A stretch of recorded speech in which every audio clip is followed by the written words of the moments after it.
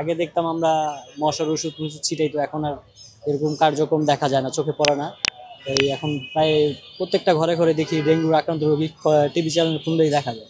আমার নিজের পরিবার, আমার ছেলে আক্রান্ত, তো মাশাআল্লাহ এখন একটু সুস্থ পথে আছে। এটার জন্য সরকারের কোনো ব্যবস্থা নেওয়া দরকার। তার জন্য সিটি কর্পোরেশন ওষুধ এখনো এ মাসেও গত মাসও ব্যবহার করে নাই। আর যদি করে থাকে বলতে আমরা দেখতাম অবশ্যই। আর মশা এই ধরনের একটু বেশি বাড়তি। আসলে ডেঙ্গু প্রতিরোধে আমাদের সবাইকে একত্রিতভাবে সম্মিলিত প্রচেষ্টা করতে হবে, কারণ একা সিটি কর্পোরেশনের পক্ষেও ডেঙ্গু প্রতিরোধ করা সম্ভব না। বাসা বাড়ির আঙিনায় ময়লা জমলে, পানি জমলে সেটা আমাদেরই প্রতিহত করতে হবে, যাতে এইসব আমরা জমতে না দিই। 6-7 মাস আগে হয়তো দেখেছিলাম মশা নিধন ওষুধ ছিটিয়েছে, এরপর আর চোখে পড়ে না। উদ্যোগ কোনো সব মহলই দেয়, শুধু একা সিটি কর্পোরেশনের দায় দিলে চলবে না। যারা সিটি কর্পোরেশন আন্ডার আছে, সরকারে নিয়ন্ত্রণ করে, এরা সবাই দায়ী। বর্তমানে আগে কমিশনার ছিল, একটা কার্যালয় ছিল, একটা কার্যক্রম হইতো, এখন তো সেরকম কার্যক্রম নেই। মানে আমরা কার কাছে যাব, কার কাছে যে এই অবজেকশনটা দেবো, এরকম তো কিছু নেই। ওষুধ আছে বলতে ভাই, টাকা দিলে ওষুধ মিলে, টাকা না দিলে ওষুধ মিলে না, এরকম। সরকারি হাসপাতালে হোক, যেই হাসপাতালে হোক, একটা ভর্তি করায় দিছি, ওইখানে আপনার রিসিপ্ট দিয়ে দেয়, এই ওষুধ লাগবে, এই ওষুধ লাগবে, নিয়ে আসো। টাকা থাকলে কিনে আনতে হয়, তাছাড়া ওরা তো ওষুধ দেয় না।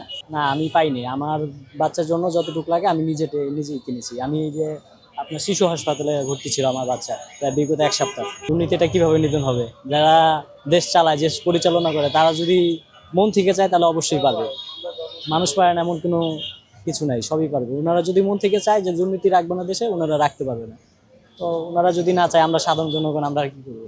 বলতে চাই, এটা ঊর্ধ্বতন যারা দায়িত্ব আছে তাদেরকে একটু দেখা উচিত, এলাকা ভিত্তিক ওষুধ ছিটানো উচিত, আরও সবাইকে সচেতন হওয়া উচিত। আর আমাদেরও সচেতন হওয়া লাগবে, আশেপাশের আবর্জনা পরিষ্কার রাখতে হবে, সব কিছুই। আমরা ওনারা সবাই মিলে যদি একভাবে কাজ করি, তাহলে অবশ্যই নির্ধারণ করা সম্ভব। এগুলো দিচ্ছে মানে গত মাসে মানে দেয় না, এর আগের মাসে মানে দিচ্ছিল। আর এই মাস, আজকে মাসে 16 তারিখ এ পর্যন্ত এখনো মশা তোমাদের আসে না। দেওয়া যায় অনেক জায়গায় ময়লা পানি জন্য জয়ী মাছে ওর ভিতরে পানি মশা হয়ে গেছে অনেকগুলা। মানুষ ধীরে ধীরে বেশি বাড়তেছে, মানে কামড়াইতেছে অনেক। আমাদের এখানে দেওয়া যায় অনেক ওই মশা ধোঁয়া দেওয়া না কারণে ময়লাগুলো অনেক মশা বেশি বাড়তেছে। হ্যাঁ, এটা দিনে তো অবশ্যই বলা করতেছে, যদি তারা ঠিক মতো দিত তাহলে আমাদের একটু রোগগুলো কম হতো, মশা কম কামড়াইতো।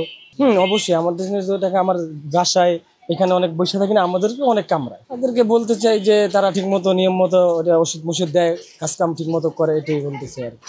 যে মানুষ এইসব থেকে দূরে থাকবে আর জন্য বাসা বাড়ির আঙিনা পরিষ্কার রাখতে হবে, সবসময় ড্রেন পরিষ্কার রাখতে হবে। এবং সিটি কর্পোরেশন মোটামুটি সবসময় সুন্দর কাজ করে যাচ্ছে, সেজন্য আমরা ঢাকা উত্তর সিটি কর্পোরেশন খুব ধন্যবাদ জানাই। এবং আমাদের নিজেদের উচিত যে আমরা আমাদের নিজেদের বাসা বাড়ির আঙিনা পরিষ্কার রাখছি সবসময়। বাসা বাড়ির আঙিনা যেমন ময়লা জমলে, বৃষ্টির পানি জমলে বা কিছুতে জমলে, সেগুলো যদি আমরা পরিষ্কার করি তাহলে এটা প্রতিরোধ করা সম্ভব। এবং মানুষ ডেঙ্গুতে আক্রান্ত হচ্ছে, এটা নিত্য প্রয়োজনীয়ভাবে বেড়েই চলতেছে। আসলে আমাদের সবার উচিত ডেঙ্গু একত্রিতভাবে সম্মিলিতভাবে এটা প্রতিরোধ করা, কারণ একা সিটি কর্পোরেশনের পক্ষে এটা সম্ভব না।